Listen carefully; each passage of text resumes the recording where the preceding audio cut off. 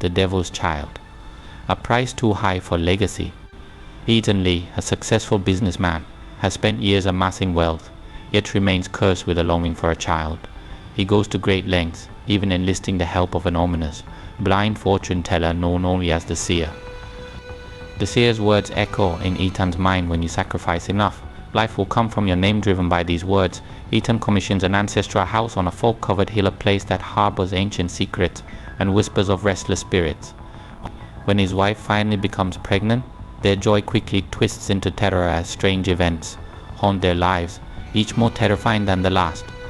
A child is born, but this is no ordinary birth. The baby's movements are unnaturally strong, and its presence unnerves everyone. Then, one night, Ethan is awakened by a sinister sound of metal scraping against stone, and he realizes too late that he has unlocked forces beyond his control. This story unravels with every chilling encounter Ethan faces, each night closer to a terrifying truth: he has birthed something far from human. Part 1. The Empty Legacy. Ethan Lee stood alone in the hushed silence of his penthouse, staring into the sprawling city below. Its glowing lights and towering buildings bore witness to his achievements, each one a monument to the single-minded drive that had defined his life. Yet, for all he had amassed money, power, respect, there was one thing he could not achieve: an heir. The emptiness of his home echoed around him, its rooms as hollow as the unfilled legacy gnawing at his insides. A child. Just one child to carry forth his name, to inherit his empire. He would give anything. At first he and his wife, Margaret, had tried every modern method, the finest doctors, the most cutting-edge treatments. But their hopes always ended in quiet, painful disappointment. Time moved on, friends started families, and each christening, each smiling child chipped a bit of Ethan's resolve. In private moments, Margaret looked at him with pity, her silent pain mixing with his own until he could hardly face her. This failure to create life, to secure his lineage, had become a thorn in his mind, growing sharper with each passing year. Eventually, he became a man obsessed. Desperation drives one to strange places, and soon Ethan began listening to rumors that spread through whispers. Legends of mystics, healers, and seers. One name surfaced repeatedly: a woman known only as the Seer. She was said to possess a rare gift, one that could see through the very fabric of life and death. Few had sought her counsel, and fewer still spoke of what they found. They only spoke of her with awe and a hint of dread. When Nathan finally arranged the meeting, it was a dark night in late November. As he drove out of the city, the sky grew thick with clouds that swallowed the moon. The streets grew emptier, narrower, as he left the comfort of the urban lights behind. He drove for miles, following the directions he'd been given, down a winding road that cut through dense forests. At last he saw a faint light flickering in the distance. His destination, a weathered, isolated house that looked as if it had been abandoned decades ago. As he approached, the house seemed to breathe in the cold night air, creaking and groaning as if it were alive. The front door was slightly ajar, and without a word of greeting, he stepped inside. The dim light of a few flickering candles cast eerie shadows across the room, revealing strange symbols drawn on the walls and scattered remnants of herbs and bones. An overwhelming scent of incense hung in the air, thick and cloying. In the center of the room, seated at a small table, was the Seer. She was a woman of indeterminate age, cloaked in dark robes. Her face was hidden in shadow, her eyes bright, as if catching the light of something unseen. She looked up as Ethan entered, her gaze piercing and unyielding, and he felt as though she were staring straight into his soul. "Ethan Lee," she said, her voice a raspy whisper that seemed to carry ancient weight. "I know why you have come," he swallowed, his mouth dry. "Then you know what I want. I want a child. I'll do anything." A chilling smile tugged at her lips. Anything? Her question hung in the air, the weight of it pressing down on him. Ethan nodded, feeling the grip of fear tightening around him. He didn't care about the cost. He would have his legacy. The Seer leaned forward, her fingers tracing a small dark book on the table, its leather cover cracked and worn with age. "Your desire is powerful, Ethan," she said. "But desire alone will not bring you what you seek. A child cannot simply be given. To create a life where none exists, to bring forth an heir when fate has denied you, must be prepared to give in return." Ethan's mind raced. He was ready to make any payment, but what could she mean?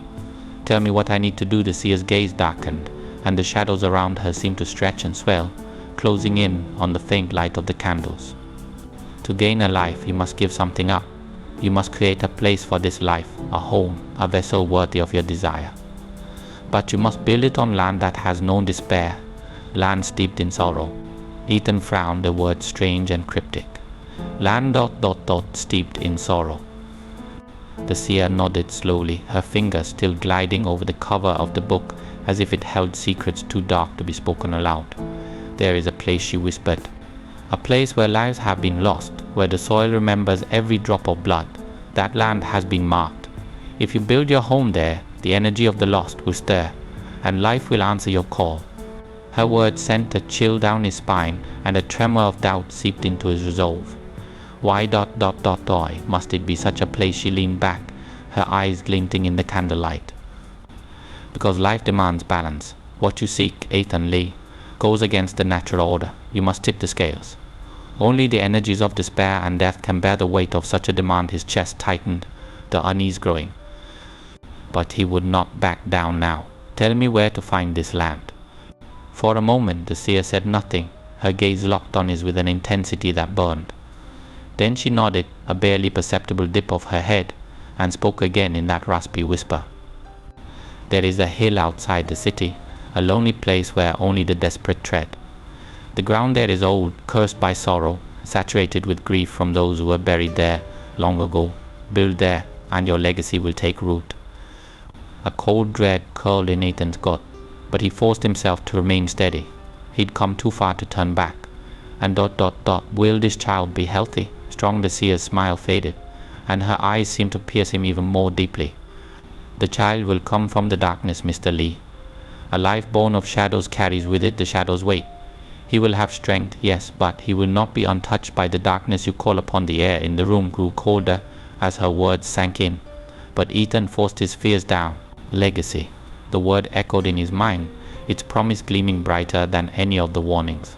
I will do it, he said, his voice resolute. Tell me what else I need. The seer nodded solemnly, as if acknowledging a sentence past. The sacrifice is not in the act itself, but in the cost it will bring upon you, she said. Remember, there is a balance to life. Whatever you gain will have a price, one that may take its toll for generations. With a final glance at him, she reached for the dark book on the table, opening it to a page marked with a twisted symbol that seemed to shimmer in the candlelight. She took his hand, pressing it down onto the page, her cold fingers like iron. As the symbol seared into his mind, he felt a sharp pain shoot through his hand, but he gritted his teeth and stayed silent. The seer looked up at him, her eyes empty yet filled with a warning he couldn't fully understand. You will get your wish, Ethan Lee, she whispered. But heed this, do not look for what lies behind the veil. Once open, the path cannot be closed. As he left her house, stepping into the cold, Ethan's heart pounded with anticipation and dread, the seer's words lingering in his mind. The air seemed to press down upon him, the night darker, the silence heavier. He knew the path he had chosen, and he knew the price, but he could not yet understand the darkness he had invited into his life. With one last look over his shoulder, he saw the faint glow of the seer's candle flicker and vanish as if she and house had melted back into the shadows. Ethan turned away, breathing in the cold night air and feeling, for the first time, the heavy weight of the legacy he was about to create. Part 2. The Cursed Ground. Ethan Lee had made his decision, and he would see it through, no matter the price. The seer's words echoed ominously in his mind, only ground steeped in sorrow will yield you a legacy. She had spoken of a hill outside the city, a place burdened by untold grief, where lives had ended tragically and where the earth itself seemed to grieve. Rumors of the hilltop swirled through whispers in nearby villages, and yet Ethan pressed on, his desire for an heir overriding all caution. After several weeks he located the property. The hill rose from the fog like a silent sentinel, isolated, with a reputation that seemed to repel even the bravest locals. Rumor had it that the place had once been a burial ground for people who died in an epidemic many decades ago. Some even said that the dead had not been buried properly, hastily covered in shallow graves as fear of contagion spread. Time had softened these horrors into misty legends, but still the hilltop was spoken of in hushed tones, as though saying its name might summon something unholy. Ethan walked the grounds himself, each step crunching on soil that felt oddly dense beneath his feet. The air hung thick with the smell of damp earth, and a peculiar silence surrounded him. Not a single bird chirped in the trees, and even the wind felt heavier, pressing down as though reluctant to let him move forward. But he shrugged it off. A chill in the air would not deter him. Soon he commissioned a team of builders from the city, offering them an exorbitant sum to begin construction immediately.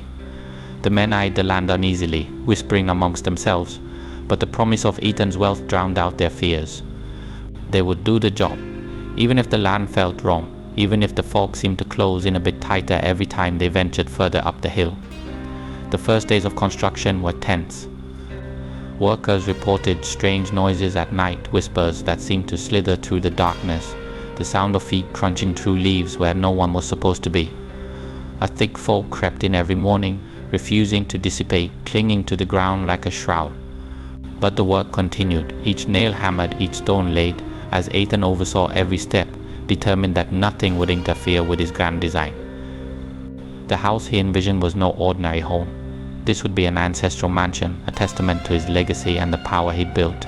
It would be a house fit for generations, a home for the child he knew would come once it was completed. He chose every detail, meticulously marble floors in the main hall, an opulent chandelier, rooms with rich wooden walls that echoed the opulence of a bygone era. The facade was Gothic, almost castle-like, with tall, narrow windows and twisted ironwork that gave the place an imposing aura. This was to be a fortress for his lineage, a sanctuary against the world.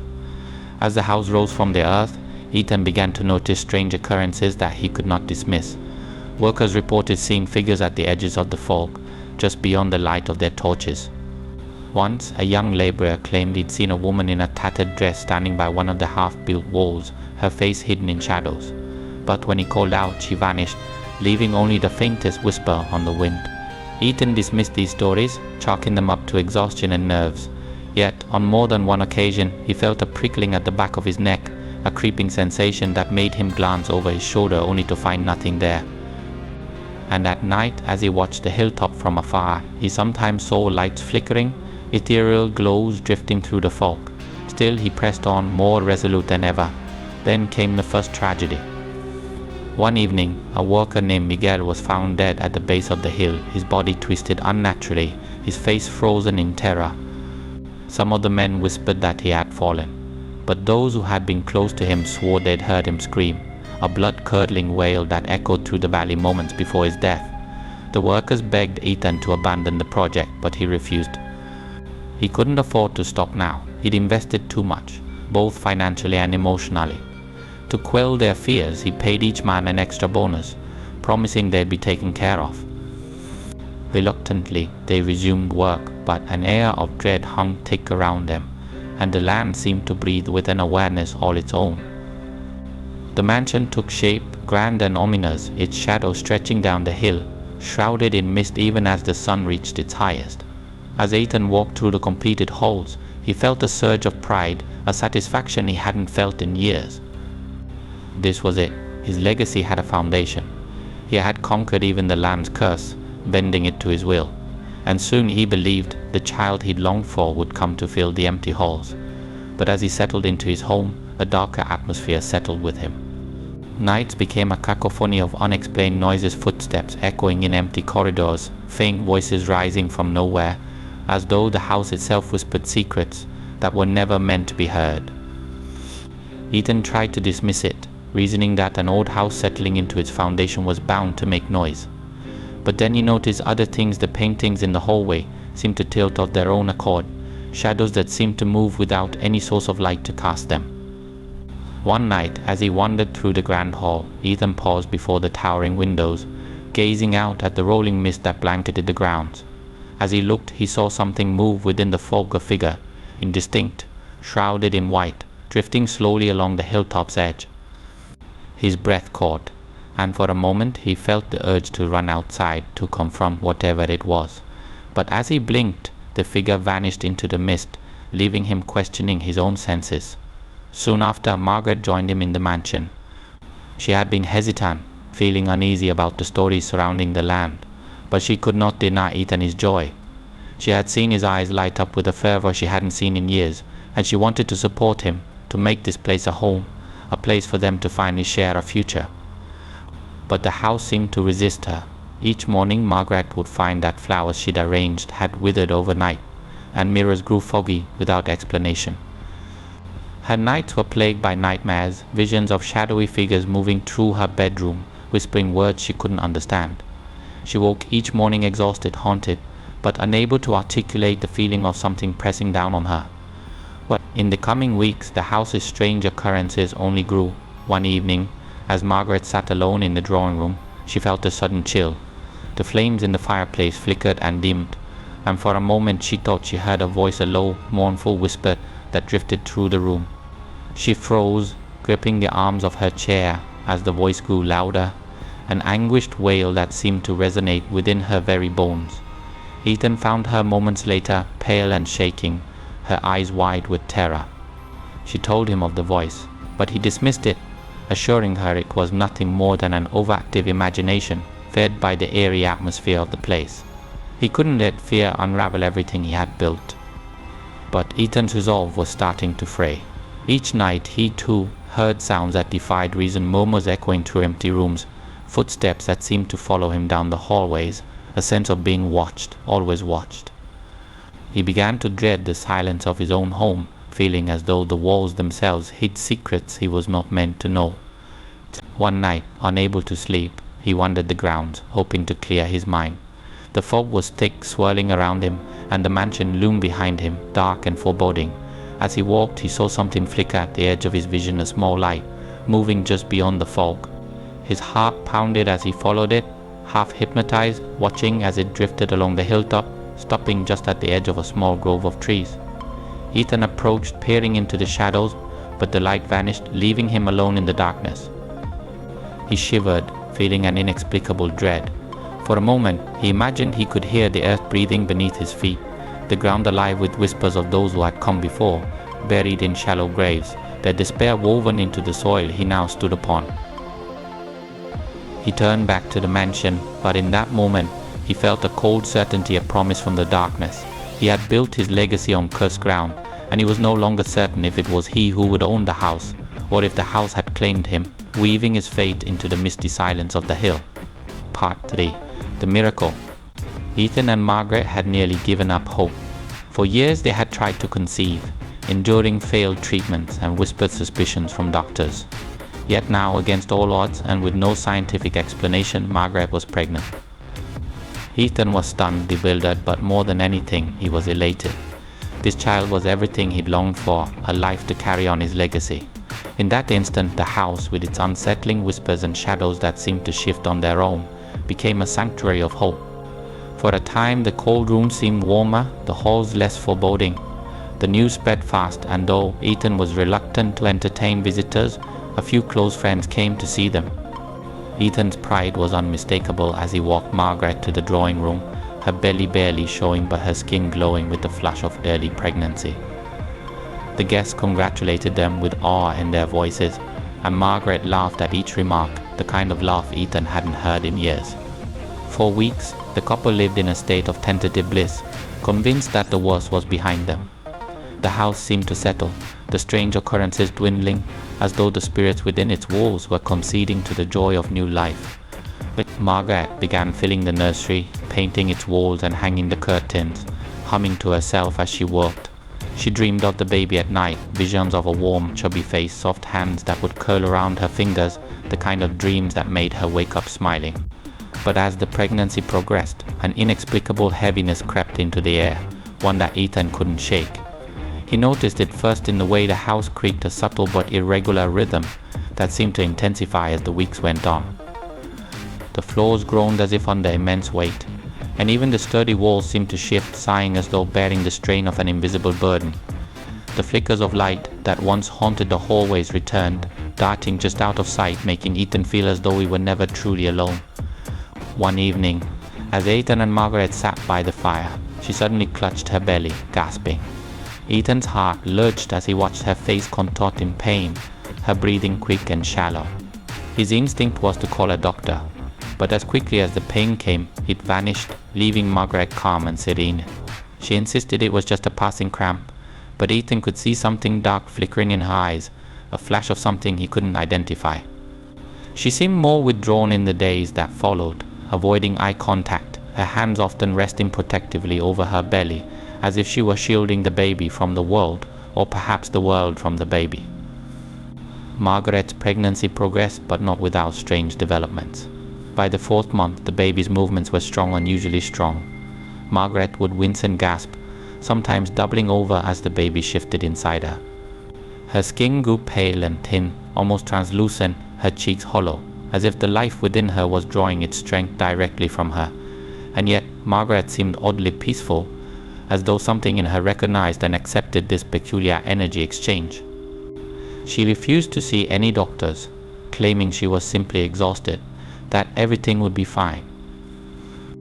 Ethan began waking in the night to hear strange sounds coming from the nursery. At first he thought it was the creaking of an old house, a sigh of wood settling into place. But as the nights wore on, the sounds grew clearer, unmistakably human soft murmurs and faint giggles, as though someone was already inside the nursery, waiting. Each time he would rise from bed, heart pounding, only to find the room empty. It became a nightly ritual, these trips to the silent nursery, where the only sound was his own breath mingling with the faint pulse of dread that lurked in the shadows. One evening, as Margaret lay dozing on the sofa, Ethan sat nearby, silently watching her. In her sleep, she whispered, her voice light and innocent, as though speaking to someone. Ethan leaned closer, straining to make out the words. "I know you're strong," she murmured, her hand resting on her swollen belly. "I'll keep you safe." Margaret began to change in other ways too. She avoided sunlight, pulling the heavy curtains shut during the day. Her once sociable spirit had waned, leaving her isolated, her world shrinking to the confines of her own bedroom and the nursery. When Ethan questioned her about it, she would only smile faintly, murmuring something about the baby's sensitivity, how she needed to protect it from the harshness of the world. As Margaret's belly swelled, so did the unease in the house. Ethan's nights grew restless, his dreams plagued by faceless figures moving silently through the house, brushing past him as if he didn't exist. In one dream he found himself standing outside the nursery, listening to faint whispers that spoke in a language he couldn't understand. When he reached for the doorknob, an invisible force held him back, as though warning him to stay away. He would wake up drenched in sweat, the darkness pressing in around him, feeling as though he had just escaped from somewhere far more terrible than any nightmare. Then, late one night, Margaret went into labor, and the atmosphere in the house shifted again. The air felt thick, suffocating, as though the walls themselves were closing in. Ethan rushed to her side, his hands trembling as he held her, whispering reassurances that fell flat in the face of her growing agony. The labor was long and grueling, each contraction ringing cries from her that echoed through the house. But through it all, Margaret kept a strange look in her eyes, calm, almost resigned, as though she were enduring something far beyond mere physical pain. Hours passed, each one stretching into eternity, and finally a cry pierced the silence. It was a sound like any Ethan had ever heard, piercing, guttural, raw with a hunger that sent chills down his spine. He froze, his heart pounding as he looked at Margaret, who held the baby close, her eyes wide and unblinking, staring into the face of her child with a mixture of awe and horror. The baby's tiny fingers reached out, curling around Margaret's hand with a grip that seemed unnaturally strong. Its skin was pale, almost waxen, and its eyes, when it finally opened them, held a depth and darkness that no newborn should. Ethan felt a cold dread settle over him, the realization sinking in that this was not a miracle in the way he had once imagined. Margaret's gaze softened as she looked at her child, her hand gently stroking its cheek. But as she cradled the baby, Ethan saw something unsettling, a look of absolute devotion, as though she had been waiting her entire life for this moment, for this child that was both of them and yet entirely something else. In the days that followed, Ethan tried to shake the sense of unease that had taken root in his soul, but the baby's presence only intensified the strange happenings within the house. Rooms grew colder when the baby was nearby, the faint whispering voices grew louder, and the shadows that flitted through the hallway seemed almost to bow to the child, as if it were their ruler, their kin. Ethan began avoiding the nursery, the sight of the child stirring an irrational fear within him. Margaret, however, had become a different person. She spent every waking hour in the nursery, singing lullabies that sounded oddly ancient, her voice carrying an almost hypnotic rhythm. She no longer seemed to notice Ethan's presence, her entire world consumed by the life she held in her arms. One night, Ethan awoke to find Margaret standing by his bedside, the baby cradled in her arms, its dark eyes glinting in the faint moonlight. "Look at him, Ethan," she whispered, her voice filled with a fervor that chilled him. "He's everything we wanted. He's our legacy." Ethan stared into the child's eyes, feeling as though he were looking into a void that stretched far beyond this world, a place of shadows and endless night.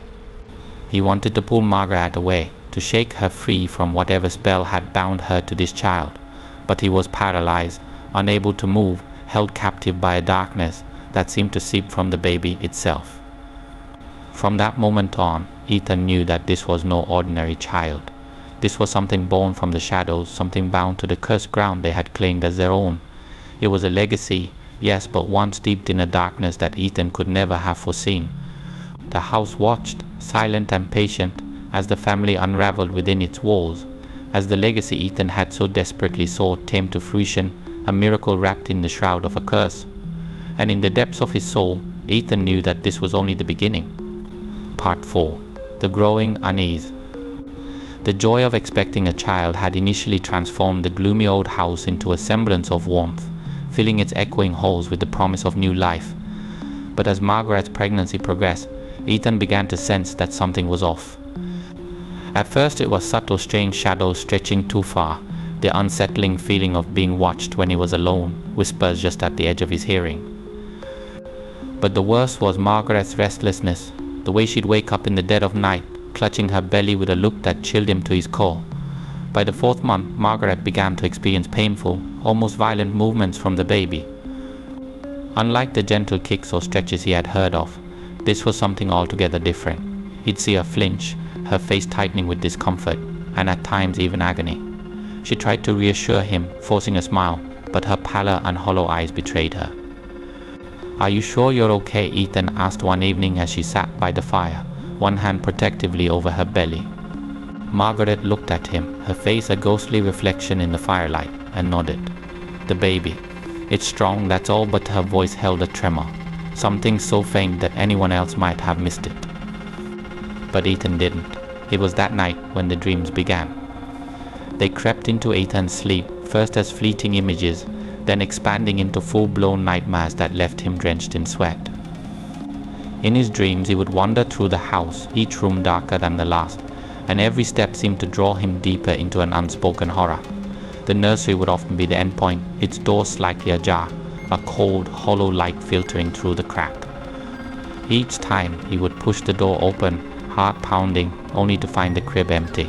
Shadows swirled within, and faintly he could hear laughter, a baby's laughter, but twisted, distorted, filling the room with a malevolent glee. Then, as he'd step closer, he'd feel it, the walls pressing in, shadows whispering in a language he couldn't understand. That laughter would turn guttural, inhuman, sending an icy dread down his spine.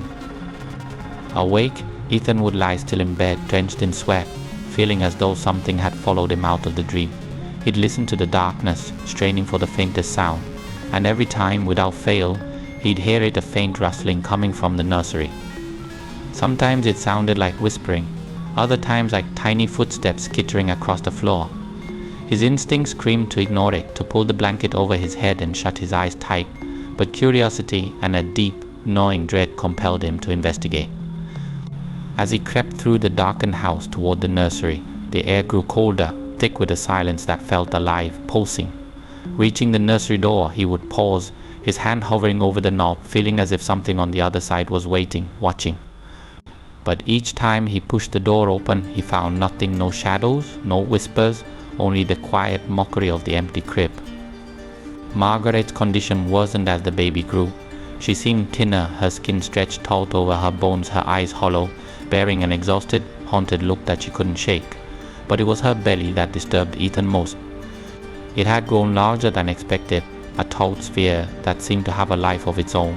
He'd watch her flinch and clutch her stomach, her face twisted in pain, as though the baby were thrashing violently inside her.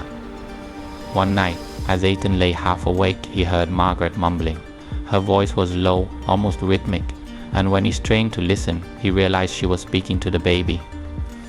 But her tone wasn't soothing or tender, it was a monotone chant, almost reverent, as if she were reciting something she didn't understand.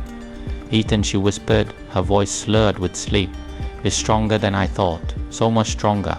But Ethan felt a chill seeping to his bones as he turned to her, seeing the way her hands clutched her belly as though trying to contain something monstrous. He reached out, intending to comfort her, but she recoiled, her eyes flashing with a strange, almost feral fear. "Don't touch me," she whispered, her voice thin, brittle.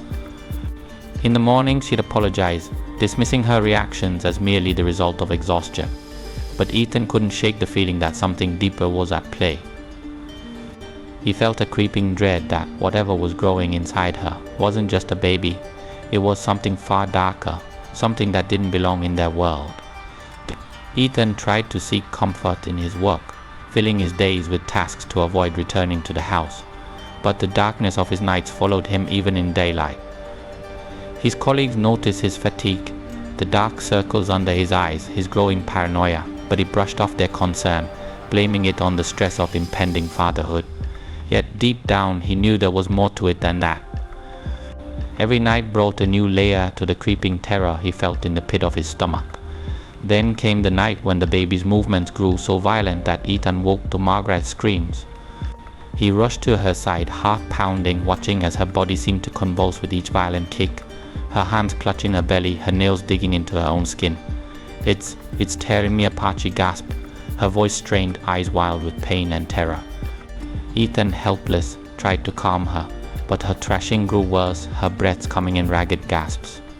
For a fleeting moment, Ethan thought he saw something beneath her skin, small bulge pressing outward, moving up and down her stomach as if the baby were clawing to escape.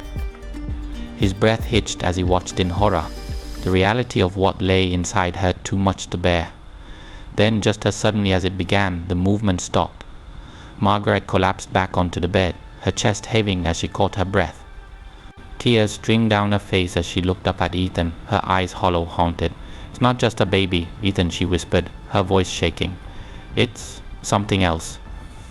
Ethan tried to dismiss her words, to convince himself that it was just distress talking, but he couldn't shake the image of that unnatural bulge, the feeling of something malevolent lurking beneath her skin. Each night that followed, he found himself lying awake, listening to the silence, waiting for the telltale signs of movement, his mind consumed with images of what lay within her. The nursery had become a place of dread, a room he avoided at all costs. He had closed the door, locking it in a futile attempt to keep out whatever haunted their nights. But no lock could bar the unsettling sounds, the faint, whispered lullabies that seemed to drift through the walls, filling the house with an otherworldly resonance. One night, as he lay in bed, he heard it in a soft, eerie lullaby, faint but distinct, coming from the nursery. His heart pounded as he rose, moving towards the door, compelled by a force he couldn't resist. The song grew louder as he approached, a haunting melody that sent shivers down his spine. With trembling hands he opened the nursery door. The room was dark, bathed in the cold light of the moon streaming through the window. In the center of the room, the crib lay empty, casting long, twisted shadows across the floor, but the lullaby continued, filling the room with its haunting cadence. Ethan felt his breath hitch as he scanned the room, his gaze landing on the rocking chair in the corner. It was moving, gently swaying back and forth, as if someone invisible sat there, cradling something that only they could see. He took a step back, his hand instinctively reaching for the door, but before he could turn, he felt a cold, clammy hand clutch his arm. Spinning around, he found himself face to face with Margaret, her face twisted in an expression of terror, her hand clutching his with a strength that belied her frail appearance. "It's coming," she whispered, her voice thin, barely audible. "I can feel it. It's coming." Ethan, her words sent a surge of fear through him, a realization that whatever was growing inside her was not meant for this world. He could see it in her eyes, a reflection of the horror they both felt but couldn't articulate. As he held her, he felt the weight of the house around them, the shadows pressing in, the walls closing like a vice, and he knew, with a chilling certainty, that there was no escape. Whatever was coming, whatever dark force had taken root within her, was already too strong to resist. Part 5. A Sinister Presence. Ethan awoke to an eerie, bone-chilling sound in the middle of the night, a sharp, metallic scraping, like a blade dragged across stone. He lay motionless, his heart pounding against his chest, every nerve in his body alert to the unearthly noise that seemed to reverberate through the thick silence of the house. He closed his eyes, hoping the sound was merely a fragment of a lingering nightmare, but the grating noise persisted, louder, echoing from somewhere deep within the house. It seemed to pulse, growing sharper with each passing second, making his skin prickle. He opened his eyes and turned his head slowly, his breath coming in shallow, uneven gasps. The room was engulfed in darkness, save for a sliver of moonlight sneaking through the curtains, casting long, twisted shadows that seemed to reach toward him as if they were alive. He glanced over at Margaret, who lay in a deep, unsettling stillness beside him. Her face was pale, almost translucent, and the rise and fall of her chest was barely perceptible. She looked wrong, her expression etched in discomfort even in sleep. Her body curled protectively around her swollen belly. The scraping continued, dragging his attention back to the terrifying reality around him. It was coming from downstairs, like the methodical sharpening of a blade on stone, deliberate, drawn out, as if whoever or whatever was making the sound wanted him to hear every excruciating stroke. He shivered, trying to push down the paralyzing fear that coiled tightly around his heart. But something beyond fear compelled him to move, a morbid curiosity coupled with the eerie sense that he had to find the source, to confront whatever sinister presence lurked in the shadows of his home. He slid out of bed as silently as he could manage, careful not to disturb Margaret, whose sleep seemed like a fragile barrier between herself and something darker. Barefoot, he crept across the cold wooden floor, each step amplifying the silence around him. The old boards groaned underfoot as he stepped into the hallway, their creaks amplified by the thick, oppressive quiet of the house. The sound grew louder as he moved, leading him down the narrow, twisting hallway and toward the grand staircase that loomed like an ancient, skeletal spine in the dark. The house felt colder with each step, an unnatural chill seeping into his bones, the air thick with an otherworldly tension. He gripped the banister tightly, fingers cold and stiff as they closed around the wood, his heart pounding harder as he descended each step, drawn irresistibly toward the ominous, scraping sound. Halfway down he paused, listening intently. The noise stopped abruptly, leaving an uncanny, suffocating silence in its wake.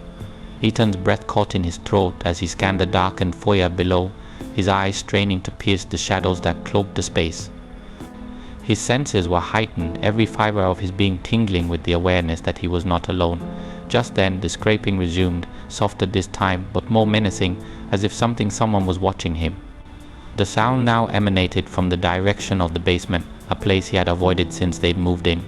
The door at the end of the hall, which led to the cellar, stood ajar, a thin sliver of darkness beckoning him forward, an invitation he felt powerless to resist. He approached the door, his feet moving of their own accord, his mind screaming for him to turn back, to wake Margaret and flee this place. But some twisted sense of duty or courage or perhaps madness kept him moving forward. He stepped into the narrow corridor leading to the cellar, the walls pressing in on him, making it hard to breathe. Every instinct told him that he was walking into a trap, yet he couldn't stop. The stairs to the basement were steep and narrow, each one groaning under his weight as he descended, the darkness closing in, thick and suffocating. The scraping grew louder, more distinct, like the sound of metal being dragged across concrete, slow and purposeful, echoing through the confined space. His skin prickled with a sense of dread so deep it felt primal, an ancient fear that gripped his very soul. At the bottom of the stairs he paused, his heart hammering as he peered into the pitch-black void of the basement. A faint light flickered somewhere deeper within, casting eerie shadows that danced along the damp, cold walls. He moved cautiously, his bare feet padding silently against the rough stone floor, his breath shallow, each one barely breaking the thick silence. As he moved closer to the source of the light, he noticed strange markings on the walls, faint and crude, but unmistakably deliberate. They looked like symbols, perhaps sigils of some ancient, malevolent origin. His pulse quickened as his eyes traced their twisted forms, feeling as though he was intruding upon something forbidden, something not meant for human eyes. The scraping sound grew louder, sharper, reverberating through the basement with a malicious intensity. He rounded a corner, his eyes widening as he took in the sight before him. A figure sat hunched over a whetstone, its back turned to him, its movements slow and deliberate as it sharpened a long, gleaming blade. The figure was draped in shadow, its form indistinct, shrouded in an aura of darkness that seemed to pulse and throb, alive with a malevolent energy. Ethan's breath hitched, and he took a step back, instinctively pressing himself against the wall, praying that the figure wouldn't notice him. But the scraping stopped, the sudden silence pressing in on him like a physical weight. Slowly, the figure straightened, its head tilting as if listening, sensing his presence. Ethan, the voice was low, guttural, dripping with malice, each syllable a knife slicing through the air. It seemed to echo from the walls themselves, reverberating within his mind, twisting his thoughts with an overpowering dread. Ethan's heart pounded as he watched the figure rise, its movement slow, deliberate, almost serpentine. The figure turned, and Ethan stifled a gasp. Its face was obscured, shrouded in darkness, but its eyes, cold, unfeeling orbs that glowed faintly in the dim light, pierced him, pinning him in place with their icy gaze. There was an unnatural stillness in those eyes, a lifelessness that sent shivers down his spine, and for a moment he felt as though he was staring into the abyss itself. "What do you want?" Ethan's voice was barely a whisper, his words trembling with fear. The figure remained silent, its gaze unwavering, unblinking. Then, slowly, it lifted the blade, the metal catching the faint light, glinting ominously as it pointed it directly at him. A low, mocking chuckle escaped from the figure, its voice a sinister, guttural echo that seemed to wrap around him like a vice. "You wanted a legacy, didn't you?" It sneered, each word laced with venom. "A piece of yourself to leave behind. You wanted a child, something to carry your name." Your blood. Ethan felt his knees weaken, a cold sweat breaking out across his skin. I did," he stammered, his voice barely audible. The figure took a step closer, the blade still raised, its movement slow, predatory. "Well, congratulations," it hissed, its voice dripping with sarcasm. "You got exactly what you wanted. But remember, everything comes with a price." Ethan's mouth went dry as he stared into the creature's eyes, a feeling of impending doom pressing down on him. The figure seemed to fade, merging into the shadows, its form dissolving into the darkness, leaving him alone in the oppressive silence of the basement. But just as he turned to flee, to race back up the stairs and escape the suffocating darkness, the scraping sound resumed, louder than before, echoing through the cold, empty space. It followed him, reverberating through the walls, a relentless reminder of the sinister presence that now haunted every corner of his life, a presence that had already claimed a piece of his soul.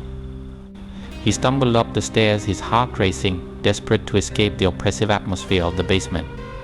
But as he reached the top, he paused, his hand hovering over the door handle. A chilling realization washed over him. Whatever had lurked in the basement was not confined to that dark, forgotten space. It was everywhere, woven into the very walls of his home, an insidious presence that would haunt him and his family, day and night.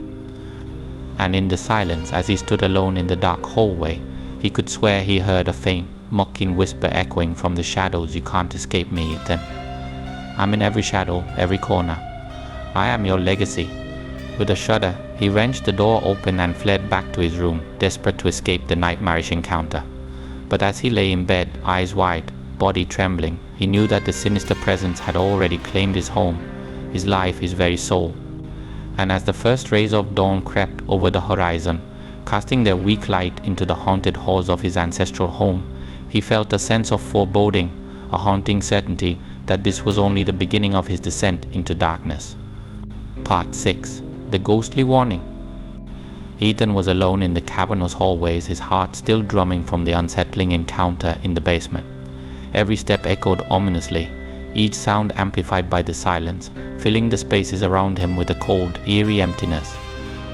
As he reached the end of the hallway, he sensed a change in the air, a sudden drop in temperature that made his skin prickle and his breath visible in thin, ghostly clouds.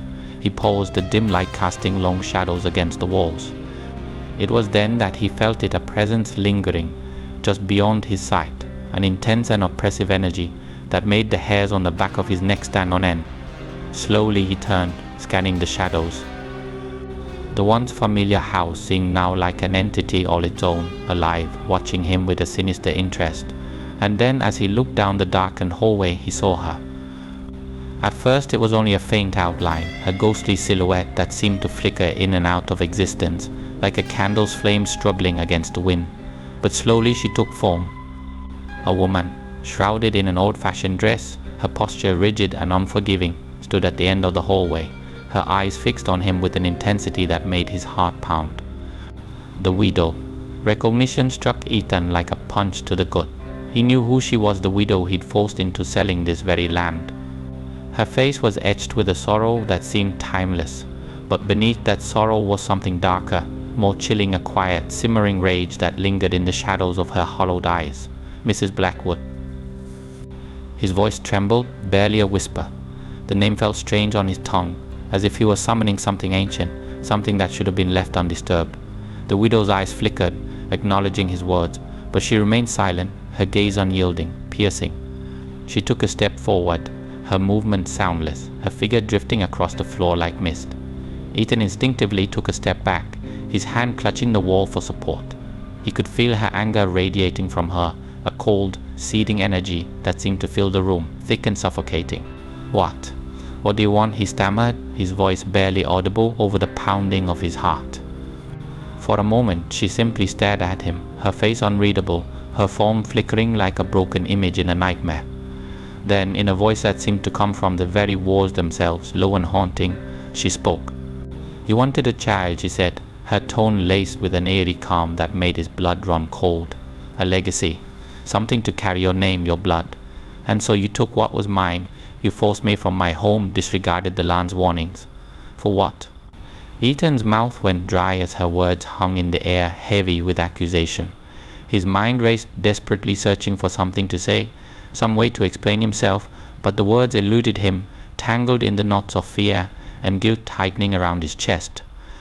The widow's expression shifted, her lips curving into a cold, bitter smile. "You thought this land would give you what you wanted, but did you ever wonder what it would demand in return?" Her words sliced through him like a blade, each syllable sharp and unyielding, a reminder of the unspoken pact he'd made with forces he barely understood. He felt a chill settle deep within him, a gnawing fear that crept into his bones, whispering of things unseen, things he'd chosen to ignore. "What? What are you saying?" he managed to ask, his voice a mere whisper, thick with dread. The widow's gaze grew colder, her eyes narrowing as she took another step toward him, her form seeming to grow more solid, more real. "You wished for a child, Ethan, and your wish was granted. But the child is not yours alone." Her words sent a shiver down his spine, a sense of impending doom pressing down on him with suffocating force. He opened his mouth to protest, to deny what she was implying, but she raised a hand, silencing him with a single, icy gesture. "That which grows within your wife is a creature bound by darkness, a soul twisted by your greed, by your selfishness," she continued, her voice dropping to a whisper, each word dripping with contempt. "It will carry your blood, yes, but it is cursed, bound to the shadows, a vessel for something far more sinister than you can fathom." Ethan felt a cold sweat break out across his skin as her words settled over him, the weight of them crushing, unbearable. He wanted to argue, to shout, to plead for her to take back the curse she was laying upon his family, but the words caught in his throat, choked by the icy terror that gripped him. "You brought this upon yourself," the widow whispered, her gaze unflinching, merciless. "The child you wished for will be your undoing." She reached out, her hand pale and skeletal, her fingers like claws as they hovered inches from his face. He felt a chill radiate from her touch, a deep, penetrating cold that seemed to seep into his very soul, freezing him from the inside out. His breath came in shallow gasps as he watched her, paralyzed, unable to tear his gaze away from those hollow, accusing eyes. "Listen to me," she hissed, her voice barely more than a whisper, yet it echoed through the hallway like thunder. "The land remembers, Ethan. It remembers those who disturb it, those who take without thought, without respect, and it will exact its vengeance, whether you believe or not." With that she withdrew, her form beginning to waver, to fade, like a shadow retreating in the face of the light. But her gaze remained fixed on him, her eyes burning with an intensity that seared itself into his mind, a warning that would haunt him long after she was gone. As she faded into the darkness, the hallway grew colder, the silence pressing in around him like a physical weight. Ethan stood frozen, his mind reeling, his heart pounding with a fear that went beyond words, beyond reason. The widow's words echoed in his mind, a chilling reminder of the price he had paid, of the darkness he had invited into his home, into his family. And in the silence that followed, he could still feel her presence, a lingering shadow, a reminder of the curse he had unleashed. Part 7. The Inhuman Cry. The night was deathly quiet, cloaked in a thick, suffocating darkness that seemed to absorb every sound. Ethan lay restless in bed, his mind racing, the widow's warning echoing in his thoughts. His eyes darted to the clock on his bedside table. It was well past midnight. Shadows stretched and twisted across the room, playing tricks on his mind, amplifying every creak and rustle within the house. Then, slicing through the silence like a knife, came the sound. A wail erupted from somewhere within the walls of the house, a cry that seemed both close and far, rising and falling in an unnatural rhythm. It was unmistakably the sound of a baby, but there was something horribly distorted about it. Each shriek seemed to carry layers of torment, as if it echoed from a place far beyond this world, a voice wrenched from the depths of despair and pain. The sound gripped Ethan's heart, and a chill ran down his spine. He felt rooted to the spot, unable to move, transfixed by the unnatural, inhuman cry. The wailing persisted, clawing at his mind, tugging at every nerve. Then, as if coming out of a trance, Ethan snapped back to reality and scrambled out of bed. His bare feet hit the cold wooden floor, and he stumbled as he moved, his body heavy with fear. He hurried down the dimly lit corridor towards his wife's room, each step filled with dread as the wailing continued, its echoes filling the house, lingering in the air like a curse. As he neared the bedroom, his pulse quickened. He pushed open the door, his eyes widening at the scene before him. His wife, Sarah, lay propped against the headboard, her skin as pale as moonlight, her face etched with exhaustion and something else. Something Ethan couldn't quite place but felt deep in his soul a look of dread that mirrored his own fears. In her trembling arms she clutched a small bundle close to her chest, wrapped in an old, tattered cloth that looked as though it hadn't seen daylight in years. Her hands shook, and her knuckles were white as she held the bundle tighter, as though shielding it from an unseen threat. "Sarah," he whispered, his voice shaky. "What's going on? What is that?" She looked up, her eyes hollow, her gaze unfocused, like she was trapped in a nightmare. Her lips parted, but no words came. Instead, her gaze drifted back down to the bundle in her arms, and a strange, almost possessive light flickered in her eyes. The room was filled with an unnatural stillness, a quiet so dense it pressed down on him, as if the walls themselves were closing in. And then it happened again. A cry, louder this time, filled the room, a sound so twisted, so grotesque it was as if 1,000 tormented souls were screaming at once. It came from the bundle in Sarah's arms, and Ethan felt his stomach churn. The cry seemed to warp and echo, filling every corner of the room, as if the house itself was amplifying the sound. He clamped his hands over his ears, trying to block it out, but it was useless. The sound dug deep into his mind, embedding itself there, tearing at his sanity. He staggered back, horror twisting his features. "Sarah, what? What are you holding?" She looked up at him, her eyes now wide, her pupils dilated. Her voice was barely a whisper, hoarse and broken. "Ethan, he's here. Our son, he's here." The word sent a jolt of cold terror through him. He looked down at the bundle, his hands beginning to shake as he reached out, his fingers trembling as they brushed the edge of the cloth. His mind screamed at him to stop, to turn away, to leave the room and never look back. But he couldn't. He was drawn to it, as if by some dark force that held him captive, compelling him to face the thing he had unknowingly summoned into his life. With a sharp intake of breath, he slowly pulled back a corner of the cloth. His heart hammered wildly, and his breath caught in his throat as he looked down at what lay in Sarah's arms. The creature nestled within the folds of the fabric was no ordinary infant. Its skin was an unnatural shade, pale and sickly, stretched taut over delicate bones that seemed far too fragile. Wisps of dark hair clung to its scalp, and its tiny hands curled into fists were tipped with nails that looked almost claw-like, glinting faintly in the dim light. But it was its face that filled Ethan with a terror so profound it rooted him to the spot. Its eyes were open, impossibly dark and deep, as if staring not just at him but into him, through him, with an intelligence far beyond anything an infant should possess. The eyes were pools of darkness, filled with an ancient malevolence, a hunger that went far beyond human comprehension. Its mouth was slightly open, revealing tiny, sharp teeth that seemed out of place in such a small face, adding a sinister edge to its innocent facade. As Ethan stared in disbelief, the creature's mouth began to curl into a grotesque smile, its tiny teeth gleaming in the darkness. And then from that small, twisted mouth came a laugh, a soft, unsettling sound that sent ice racing through his veins. It was a laugh not of joy but of malice, a sound that spoke of suffering, of pain, of a darkness he couldn't fathom. "No," he whispered, stumbling back, his voice barely audible. This isn't possible." But Sarah held the bundle closer, her expression filled with a strange, almost fanatical devotion. "He's ours, Ethan," she murmured, a tear slipping down her cheek. "Our son, our legacy." The room grew colder, the air thick with a sense of dread, as if something ancient and malevolent had been awakened, something that now hovered in the space between them, watching, waiting. Ethan felt the walls closing in, the weight of his choices pressing down on him like a heavy shroud. "Sarah, please," he begged, his voice breaking. "Put it down. That thing is not. It's not our child." Her gaze hardened, a glint of defiance in her eyes. "He is ours, Ethan. You wanted this. You wanted a child. And now, he's here." Ethan's mind raced, his heart pounding against his ribcage as he tried to process her words, the twisted truth that lay within them. He had wanted a child, yes, but not this, not something born from darkness, from curses, from a pact he hadn't fully understood. The creature in her arms let out another cry, the sound piercing through him, filling his soul with an emptiness so vast it threatened to consume him.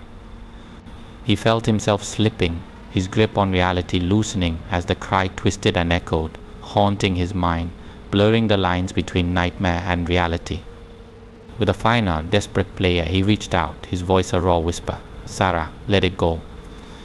This isn't what we wanted." But she shook her head, her eyes filled with a strange, unbreakable bond, an attachment forged in the shadows of their darkest desires. "No, Ethan," she said softly, almost lovingly. "This is exactly what we wanted." And in that moment, as he looked at his wife pale, weakened, and cradling a creature born from his own greed, his own hubris, he realized the truth. This was his legacy. This was the price he had paid. The inhuman cry echoed once more, filling the house with a sound that would haunt him for the rest of his days, a reminder of the darkness he had unleashed, a curse that would forever be tied to his name. And as he stood there, paralyzed by fear, he knew there was no escape. Part 8. The Malicious Child. The air in the room was thick, suffocating, as if the walls themselves were closing in on Ethan, trapping him in a nightmare he couldn't wake up from. Every inch of his body ached with dread as he watched Sarah cradle the bundle that seemed too small yet too ominous, its weight casting shadows far too large for any newborn. Her eyes were sunken, haunted by sleepless nights and something else, something darker, twisted, that seemed to tie her to the strange presence nestled in her arms. Ethan took a shaky step closer, his heart racing so fast he could feel it in his throat. The blanket's edge quivered in Sarah's hands, revealing only the tiniest glimpse of what lay beneath.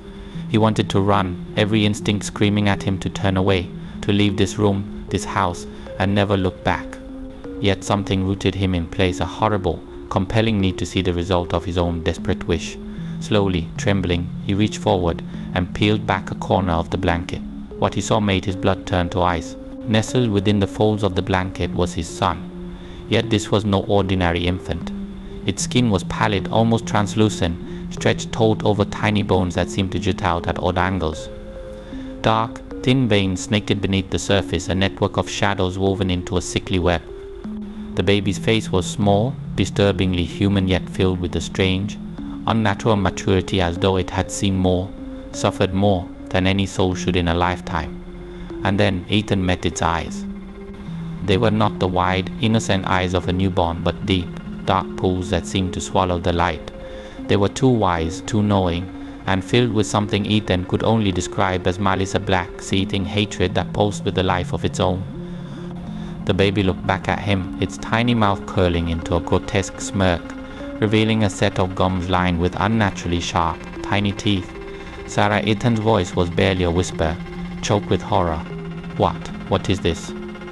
But Sarah only held the child closer, her eyes reflecting a twisted blend of maternal love and fear. She looked at Ethan as if he were the intruder here, as if the thing in her arms was all she had ever wanted, and he, Ethan, was the outsider, the one who didn't belong. "This is our son," she murmured, her voice tinged with a sickly adoration. "This is what you wanted." Ethan's stomach twisted, bile rising in his throat. He looked back at the baby, its eyes still fixed on him with that same malevolent gaze, and felt a wave of nausea wash over him.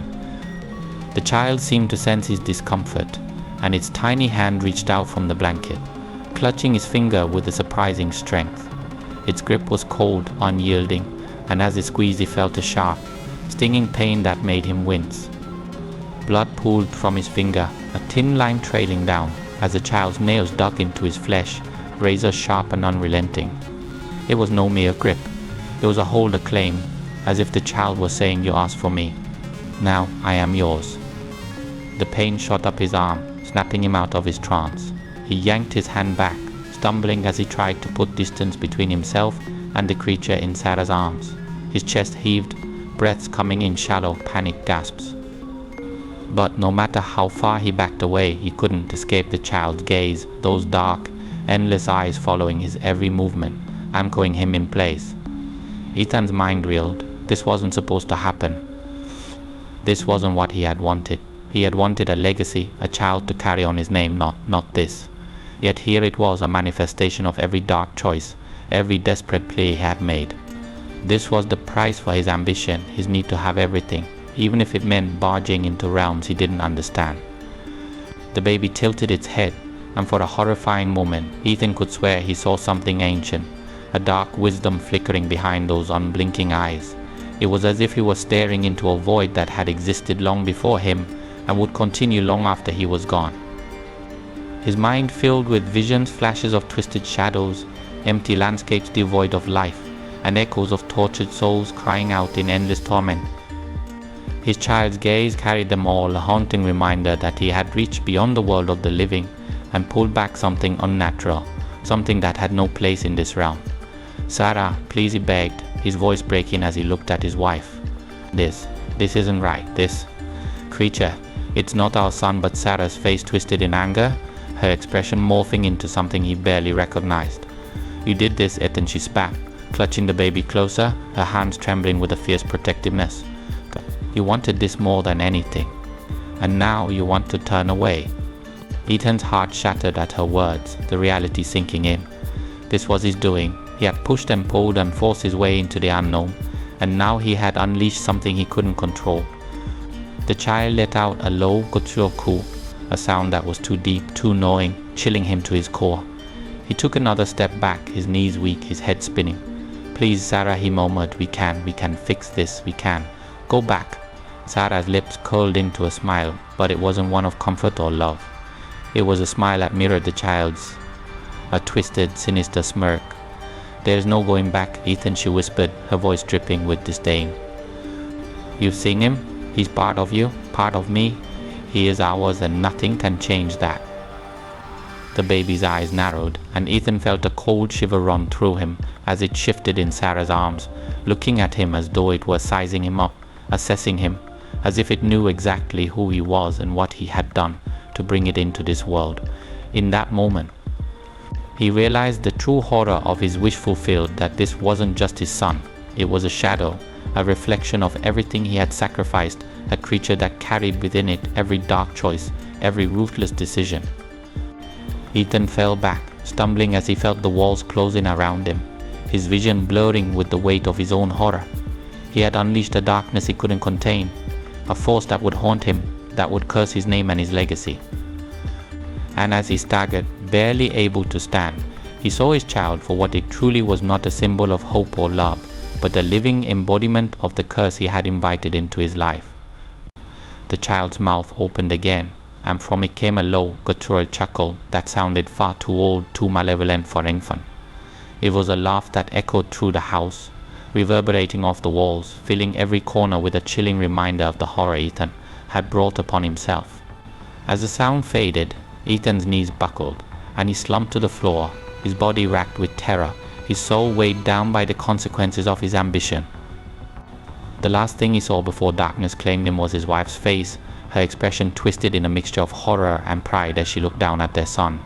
And in the shadows, those dark, malevolent eyes watched him, unblinking, unfaltering, a silent promise that this was only the beginning.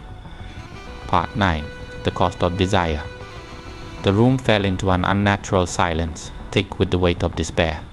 Ethan stared, his heart thundering painfully in his chest, barely able to process the nightmare unraveling before him.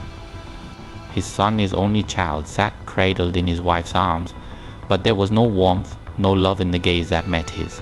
The infant's eyes were black pits, as if they swallowed the very light around them.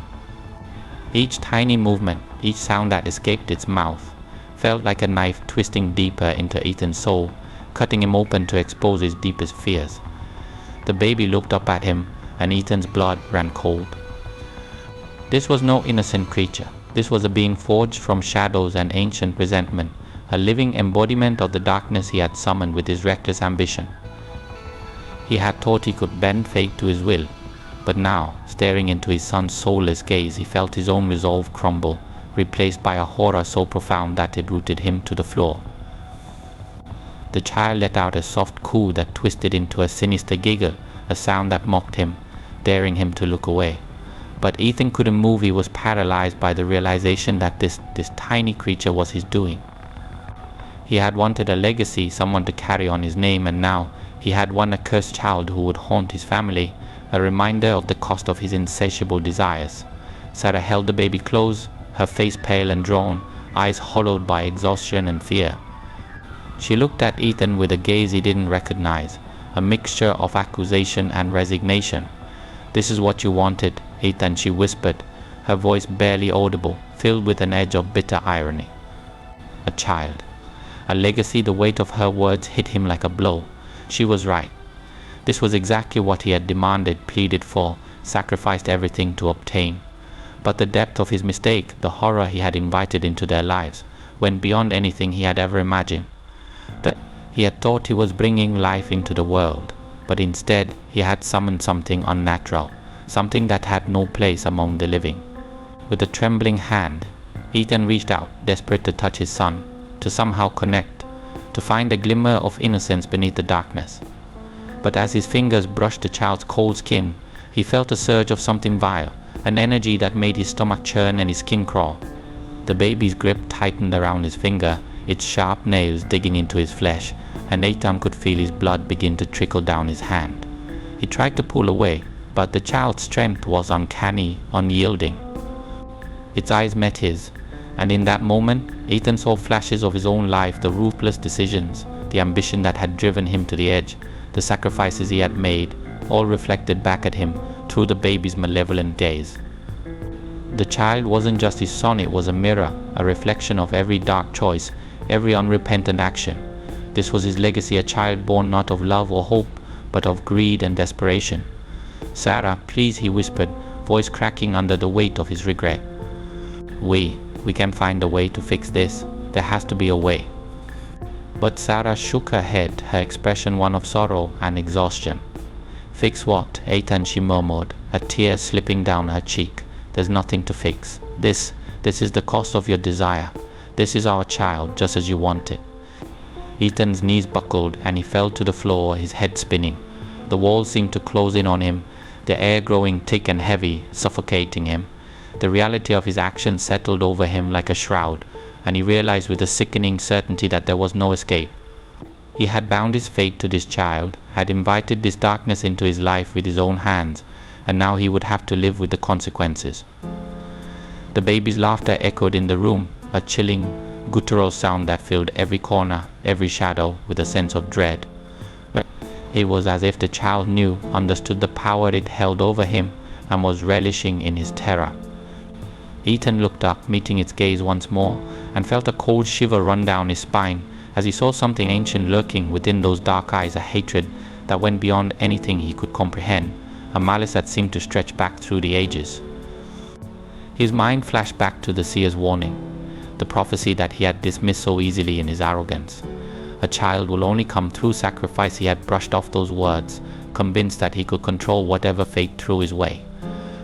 But now he understood. He had given up more than he realized: his peace, his family, his very soul, and in return he had been given a child who would carry the weight of his sins, a cursed legacy that would haunt him for the rest of his life. The baby's gaze bore into him, and Ethan felt an overwhelming sense of despair settle over him. This was his punishment, his penance for a lifetime of ambition and greed. There was no undoing it, no running from the choice he had made. He had wanted a legacy, and now he had won a child who would grow up steeped in darkness, a child who would inherit his sins and carry them forward. As the baby's laughter faded, the room fell silent once more, but the air was thick with a palpable sense of dread, a feeling that the horrors were only beginning. Ethan looked at Sarah, saw the emptiness in her eyes, the resignation that mirrored his own, and realized that they were both trapped, bound together by the choices they had made, prisoners of the legacy they had created. There was no escaping the darkness that had taken root in their lives, no reversing the curse he had brought upon them.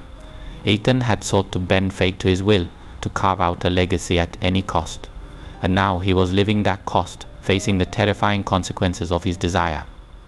His son, the child he had wished for so desperately, stared back at him with eyes filled with ancient malice, a sinister smile playing on his tiny lips. In that moment, Ethan understood the true horror of his wish come true, the depth of his own hubris, and the darkness that would shadow him until his dying breath.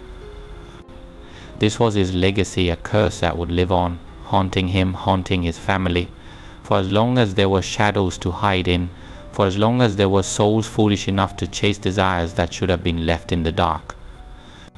And as he knelt there, broken and defeated, he knew that there was no escape, no redemption. His fate was sealed, bound by the choices he had made, and he would live out his days haunted by the darkness he had unleashed, a father to a child who would carry his sins forward, an embodiment of everything he had sacrificed, a reminder that some desires are best left unfulfilled.